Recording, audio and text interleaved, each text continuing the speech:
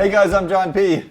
And I'm Callie Lewis. Thank you for joining us for Talk Mobile 2013. It is the start of another week, and we are going to have a great time this week because we're going to be talking about connected life with our mobile devices. Let's talk about home theater type mobile entertainment because we're jumping right into the deep end. I'm not just talking about playing your phone, listen to some music.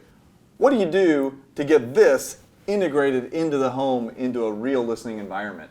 Phil? You kind of have to hope and pray that you have all the right components, at least from the Android side of things. So Google has kind of started and stopped when it comes to the living room, and I'm expecting a big push from them in 2013. We haven't gotten there just yet. And then you have separate pieces, different parts of that puzzle that you can put in there, whether it's Sonos, whether it's Google TV, which kind of never really took off for a number of reasons.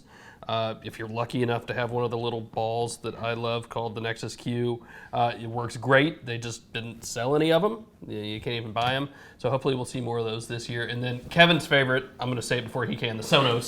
So I have a story to tell. My favorite too. That was the one I was leaving for you guys. I almost ruined a relationship. Did you? Surprising. Sonos saved it. Oh, so Santa Claus for Christmas one year, and I believe in Santa, gave me one of these iPhone, iPod docking Bose stations. And in my 2-level condo where I live with my fiance, that was our primary musical entertainment device. Which worked okay, but kind of sucked. It didn't quite throw sound throughout the whole place, and inevitably we had to fight over what to use. And it was good, but it had some limitations. So I was tasked with the mission of making music in our place not suck, which I just ignored that mission for a long, long time, and then finally I decided I was going to solve it. Until it almost ruined your relationship? It was on the way out. Like, it was, you got to fix this now. So then I started searching around. I read all the articles. I think you've reviewed Sonos before, and I somehow just, was focused on my thing and never knew what it was. And then I'm like, hey, it has this. Check, check, check, check. I can put speakers in every room. I can control it from my computer. I can control it from my mobile devices. We can separate the music room to room or put in party mode and hook everything up. Does it tie into Songza? That was my fiance's request. I'm like, check. Okay, so everything worked. They've got a subwoofer. Put in, They've subwoofer. got a TV now a soundbar. So I invested in it. It's not cheap. It's not a cheap technology. If you're going to put in a subwoofer and 3 of the Play 5 speakers and another Play 3, that kind of thing, you are spending money. But it's dirt cheap comparing to wiring your house up with, custom speakers. And a lot easier. And so good, and I can't even, you guys can just tell me to shut up because I could go on for This hours. episode brought to you by Sonos. Maybe we can give one away or something. We moved to New York for 2 months, and my diva thing, I guess, Sonos day one. I'm like, I can't work and stay someplace for more than 3 days without having it. How about you guys? Sonos? Well, I don't have Sonos because I live in a studio condo, so it's just one big open room, but I have my surround sound system and I have an Apple TV, so anything that's on my iPhone or my iPad with one button, unless the content provider blocks it, goes right to the Apple TV and it's from my device and it can go on there. And there's all these apps that if you have a party, you can have a bunch of people choosing their mixes, and whoever mixes next goes up on the TV. And you can have people finding a YouTube video and throwing that up on the TV. So it takes all the stuff that's so personal and makes it a community or a social experience. So let me see if I have this right. You use an iOS device as the central music repository. Yes.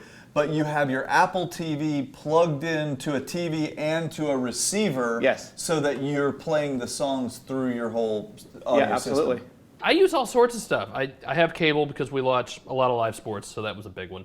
And now that we have the kids, a lot of the kids shows are on cable. But Netflix doesn't have the choice that you need there? Just out of curiosity, sorry. No, it doesn't, actually. Okay. No. And I'm one of those guys, I just have to flip all the time. And anything other than cable is just too slow to do that, to satisfy that brokenness in my brain. We use cable, we use Netflix, we have the Xbox, so I've watched movies on the Xbox, watched Netflix on the Xbox, tried Google TV, it wasn't that good. I use that weird Nexus Q now because it works really well, they just didn't sell any.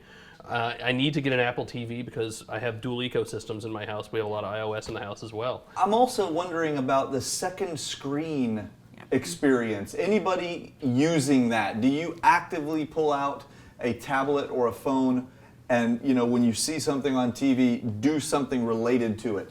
I do for Formula One racing. You know, I follow a few sports. That's one of my passions. And they've always had some really good apps. They for that. do a great job cross-platform. So, like, seriously, props to Formula One because literally every platform gets a great application.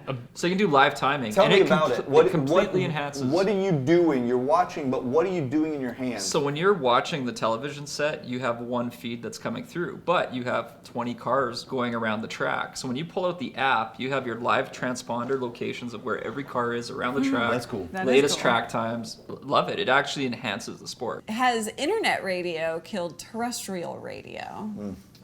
Yes. I haven't listened to terrestrial radio in years, and what killed it for me was satellite, actually. No, terrestrial radio is free. It's not going anywhere. I mean, AM radio stations still exist Yeah. for a number of reasons. It's not going to die.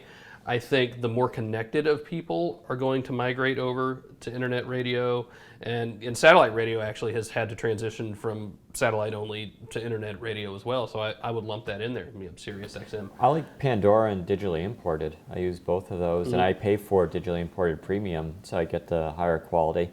And I use that now on Windows 8. I can use it on Windows Phone. I can use it on multiple devices, and it's When really you're good. in your car, do you listen to terrestrial, or obviously you don't? I use my phone with Bluetooth and stream it to the car. What do you guys think about entertainment in your mobile devices? How are you using it in your house? Yeah, we wanna Seriously, hear. we want to know down here because I might want some of those ideas. And come back tomorrow. I'm Callie Lewis. I'm John P. Bye-bye. Bye.